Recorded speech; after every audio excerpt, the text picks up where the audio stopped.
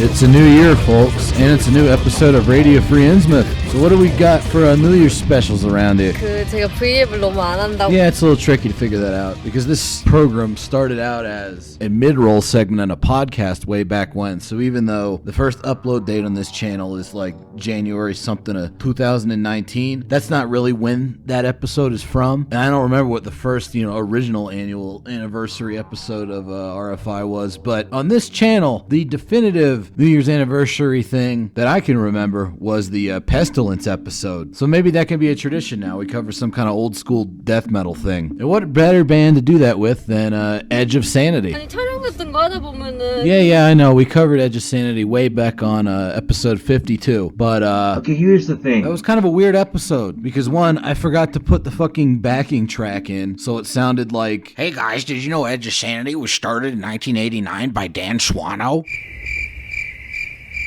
Also, it had the drummer from Ophthalmia and the original vocalist from Marduk." You know what I mean? It's kind of awkward to listen to. But the actual musical analysis in that episode was pretty on point. The main thing, however, is that it turned into an episode of me just talking about the fourth Edge of Sanity album, Purgatory Afterglow. So there's plenty of other Edge of Sanity type shit to talk about. In fact, I would hazard to say that there are very few bands that I've listened to more than Edge of Sanity. And I could probably do an episode on maybe even like each album, maybe even redo the Purgatory Afterglow episode that turned into. While I was driving around the other day, I was listening to Infernal, the sixth Edge of Sanity album, that I realized, I'd never hear anybody talk about this one, even fans of Edge of Sanity, that much. And I think there's a lot to be said about it. So that's what this episode's going to be about. It's just going to be about Edge of Sanity's Infernal album. Now, Edge of Sanity is kind of a weird band, not just because they play progressive death metal or whatever, but because of the brains behind it. So sort of like the main driving force in the band for most of their history was this guy named Dan Swano. You might know him from his band Witherscape nowadays. You might know him from Nightingale. You might know him for being the guy that produced the shitload of the old Swedish death metal albums and even some German ones like Fleshcrawl and whatnot. But he kind of has a unique approach to metal because he didn't start out where most metalheads start out. Go down to the store, buy Ride the Lightning, go, wow, this is amazing, and then just sort of like move into metal from there. No, he was sort of like a long-haired prog rock nerd that one day heard two albums specifically, Slayer's South of Heaven and Death's Leprosy, and instead of, sticking up his snooty prog nose and going, he actually really liked it a lot, and he's like, hey, I kind of want to write music like this. So he has a unique perspective of coming into death metal. 그러니까 엄마 아빠가 그거를 해주면 이게 하드랜드. Yeah, I know. If you're gonna do an episode of Butt Job, Hey! you could be like, why do you like this weird prog rock guy getting into death metal, but you're always talking shit on these like shoegaze nerds trying to make black metal or all these crust punk dorks trying to make death metal? Well, for one, I like long-haired prog rock nerds better just because they don't look like weird quasi-Antifa nerds. And two, I feel like Dan has a little bit more respect for the genres that he's dabbling in than a lot of other people do. It's less of a outside invasion and more of somebody authentically getting into the music, and because they have a unique perspective, writing some interesting stuff in the style. And Infernal is definitely some interesting stuff, not just in death metal, but in Edge of Sanity's discography in particular. Because depending on how you look at it, even though this isn't actually the last Edge of Sanity album, it sort of is the last Edge of Sanity album. And that is because it is the last one with like the full original lineup. See, before, in the halcyon days of Edge of Sanity, it was always Anders Lindberg, Benny Larson, Andreas Dredd Axelson, Sammy Nerberg, and Dan Swano doing everything. But the last album where it's like that is Inferno. After that, Dan Swano leaves, you have the other guys get a new vocalist by the name of Robin Karlsson, previously known for doing vocals for Darkified, a band that I definitely have to cover at some point, and put out like a whole new album of stuff. It was called Cryptic. Literally came out the same year as Infernal. And then that version of the band broke up, and then Dan Swano reinvigorated Edge of Sanity for one more album as a solo project with Roger Johansson from Rib Spreader providing some session vocals. Very confusing. But this Infernal is, in many ways, the last Edge of Sanity album. And it is also sort of the apotheosis of this sort of weird death pop style that Edge of Sanity kind of hinted at on their third album, The Spectral Sorrows, brought into being properly on their EP Until Eternity Ends, and then made a full-length album of the stuff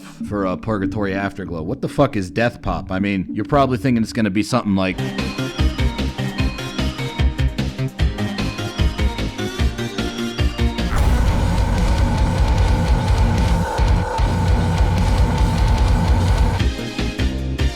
while that would be very fun, and there actually are a decent amount of Japanese bands that basically do that, that's not really what I'm talking about when I say death pop here. What I'm talking about is Dan Swano taking a lot of pop songwriting conventions and applying them to death metal. The cool thing about Edge of Sanity is that they sort of like invented these kind of very recognizable song forms and then perfected them over the course of multiple albums. For instance, on Purgatory Afterglow, there's a song I talked a lot about on the original Edge of Sanity episode called Blood Colored, where the whole point of the song is that it was this like very involved push-pull between some clean vocal parts and then nasty death metal high impact shit for the chorus. Sort of an inverse of like your standard sort of metalcore thing where they're shrieking during the verses and then singing during the chorus. But on Infernal, there's a song called 1536, and as much as I love Blood Colored, after having listened to 1536 roughly 1,536 times this week, I gotta say this song's even better. It's certainly weirder, and that's saying something for Edge of Sanity. It starts off with this really weird, like, off-time sort of groove riff. It almost sounds like if you were fucking around with the tape speed on a Prong album, like speeding it up and slowing it down and shit. And the way in which this riff is important to the rest of the song doesn't really become apparent until you get towards the end of it, so keep that in mind.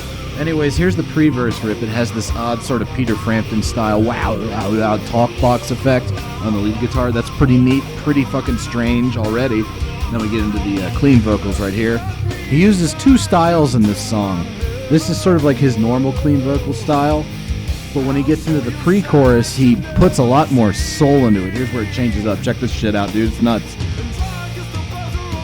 It's almost, you know, you can tell it's the same guy singing, but it's a very different style of vocal. It's an interesting combination of the two clean vocal styles. And then with a very sweet lead-in guitar right here, we get the nasty death metal vocals. So there's sort of like a four-step process going from the verse to the death metal chorus that loops quite a few times throughout the song, and it is very, very enjoyable. But that's what I mean by death pop. Pop music conventions in a death metal song structure. Interesting stuff. Here comes the weird guitar again, like talkbox in death metal, and it actually works. Also, the distortion on like the regular rhythm guitars is very nasty sounding. Let's move ahead to the end of the second chorus to see how that weird riff from the beginning comes back. I also like how for the chorus he gets rid of the talkbox and just puts in this like clean lead guitar. It's an interesting back and forth between the two lead guitar styles. Here we go. This is that weird dissonant sort of intro riff from earlier. Now it makes sense because it was sort of like a prediction of the very tense bridge section of this song. It might have seemed out of place at the beginning, but then once you listen to the whole song, you're like, oh, okay, I see why they introed with that riff. Speaking of tension, for every bit of tension in music, there must be release.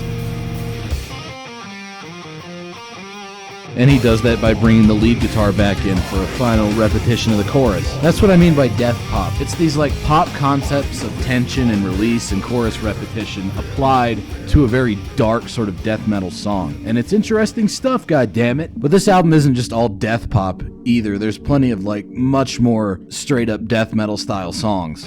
For instance, the charmingly titled Damned by the Damned, which has this really weird, like almost kind of soupy lead guitar, using a lot more like full chords in a guitar lead line than you might expect. Spooky interlude! With a quality melodic death metal riff driving the song, as you are no doubt hearing right now. That's a great riff. Also, Dan Svano's death metal vocals are fantastic, but what really makes this song stand apart from me is this sort of fake-out breakdown. Is that change on the floor? No, it isn't. See, you thought he was going to do like a normal hardcore breakdown with that build-up, but instead it goes into this like old-school, almost pestilent sounding death metal riff. You thought it was going to be a deathcore breakdown. Instead, it's a death metal breakdown. And it is a very well done one. This almost doesn't even sound Swedish. This sounds like something you hear in a Dutch death metal album. But don't you fret if he gave you the deathcore blue balls, because he does do a little bit of a regular hardcore breakdown at the end of it. back into that awesome, soupy melodic lead guitar. These songs have lots of odd twists and turns to them. They're not incredibly complex in the way that like something like Gorguts is, but there's definitely more going on songwriting-wise than your average death metal album. But you might remember earlier I was talking about how this is the last Edge of Sanity album because it has a full band on it. Ergo, there are other dudes in this band, many of whom have their own songwriting styles that show up in other songs. For instance, Andreas Dread Axelson, or just Dread. If you're a black metal person, you might know this guy because he was the original vocalist for Marduk back when they sounded like this. This might surprise you if you're only familiar with the later, more famous Marduk material, but they actually sounded out a lot more death metal sounding. And honestly, a lot better if you ask me. Old Marduk has like way more dynamic songwriting with lots of change-ups and shit. Like this one right here, check this shit out. That's neat. That's almost like a master riff or something. Dank mid-pace type shit going on back into blast beats. And that's Andreas Dread Axelson doing vocals on it. But unfortunately, Marduk didn't get famous for their pretty interesting early material. Instead, they're more famous for sounding like, this. You know, for something that's this fast and brutal and relentless, it sure is fucking sleep-inducing. Oh wait, here comes the compositional dynamics. Oh, they're building up to something. I can feel it. I can feel this riff building towards something. And here it comes. The same fucking riff from earlier. Yeah, boring. Marduk is boring. And double, unfortunately, the first time you hear an Andreas Dread Axelson song on an Edge of Sanity album, it honestly resembles what Marduk turned into after he left. But luckily, upon closer inspection, there's actually a little bit more going on here than that. For instance, Helter Skelter starts out with this ultra brutal sort of dog chasing its tail riff that's then going to transition into a very obvious build-up style riff leading into something. But the difference between this and Marduk is it actually builds up to something interesting. Check this out. See, that's cool. Going into this like slower melodic bit, almost kind of like a stoner-ish groove to it. He'd do a lot of this on the Edge of Sanity album afterwards that didn't have Dan Swano on it. But having those like super fast, brutal parts clashing against this kind of stuff, it actually makes those brutal parts more interesting as well. So luckily, the songs that aren't penned by Dan Swano on this album are no slouch either. Good to know. Earlier on, I mentioned songwriting forms. Edge of Sanity would come up with an idea for how a song should be written and then sort of perfect that idea over multiple albums. That's definitely the case on this album, not only with 1536, but also with Losing Myself, which is the latest iteration of the classic Edge of Sanity, like clean vocal only song. That started out way back on their third album, Spectral Sorrows, with the song Sacrificed, which, as you can tell with these subdued lead guitars, the very danceable synthetic sounding drum beat, was a much more kind of like goth rock influenced affair. And it starts out okay, but then the vocals come in and he's doing this like really not very nice sounding like Peter Steele impersonation. I really don't like it, and I wish that he would just use his regular vocals. Because other than that, it's kind of a cool song in parts, I guess. But on the album after this, Purgatory Afterglow, they definitely updated the formula. They got rid of the goofy like goth metal trappings. You know, no more weird dance beat. The guitars are a lot heavier, pretty close to what's going on in the death metal songs in the album. And overall, it just works a lot better. This was kind of a big hit song for them. And the vocals are much more similar to like his normal clean vocals. They're emotional, but they're not overwrought, and he's not going like, you know. And it features a very effective sort of pop hook lead into the chorus riff that you're hearing right now. Good stuff here. Watch this little narration bit.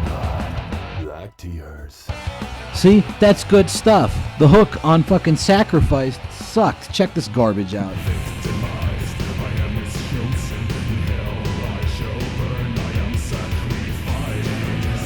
Ew! Oh god, I hate it. What is that? That stinks. So obviously they were working on innovating the songwriting formula, and once again it reaches its peak on Infernal with the entirely cleanly sung song Losing Myself, where they completely drop all of like the goth pretense in favor of sounding more like, you know, Edge of Sanity, and it works out better for it.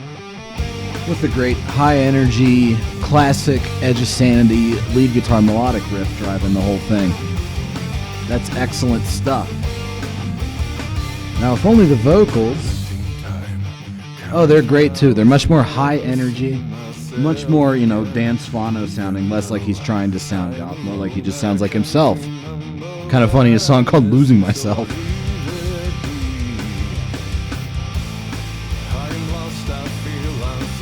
Excellent little like hooky build up to the chorus riff right here.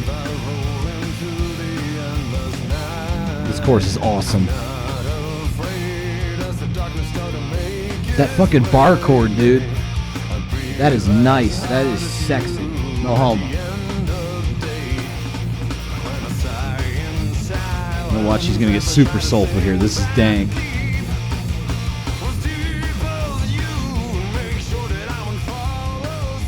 Okay, obviously this song is better in literally every way than Sacrificed, and arguably even Black Tears, which, like I said earlier, is sort of like the Edge of Sanity hit song, whereas this one's buried on an album that nobody listens to. Ugh. But hopefully I convinced you to listen to it, because I think this album's fucking great. Anyways, thanks for listening. I'll see you next time. All that was content. That's all going in the show. Right, but there was nothing substantial. But it was still content. Fine. I mean, we're still going to... But you mean it took up time. Yeah. All right. That's essentially content. So that's the threshold. Okay. Always has been.